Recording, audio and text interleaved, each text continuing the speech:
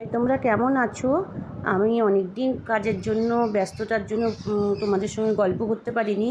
তা আমি ধনতেরাসে কী কিনলাম আর কিছু টিপস তোমাদের সঙ্গে ভাগ করে নেবো। আমি যেটা করেছি ধনতেরাসে, আমি প্রথমে দেখালাম তোমাদের শাঁখা কিনেছি এক জোড়া।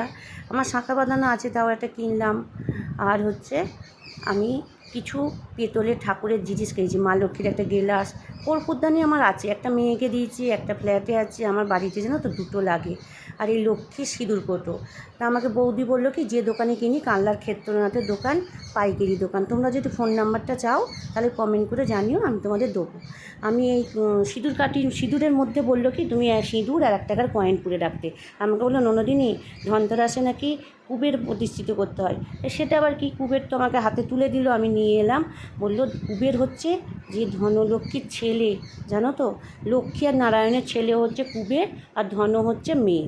আর এই ধন আর কুবেরের গল্প তো অনেক আছে, আমরা শুনেছি।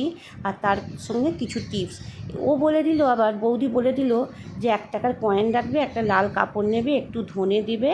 আর হচ্ছে আমার তো লক্ষ্মীর ঝাঁপিটা আমার ইচ্ছা আছে, সামনে বছর পালুই আছে পেতের, ওটা পেতলের করে নেবো।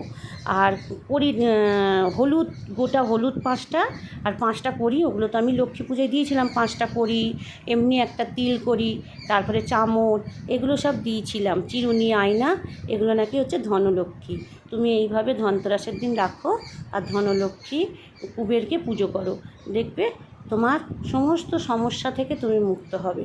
আমাকে বৌদি এই টিপসটা শেয়ার করলো, আর আমিও সেইটা শুনে তোমাদের সঙ্গে শেয়ার করলাম। কিন্তু অবশ্যই কমেন্ট করে জানাবে আমার এই টিপসটা কেমন লাগলো। তো ভুলেই গেছি, আমি তো ধান দিয়েইছিলাম পালুয়েতে।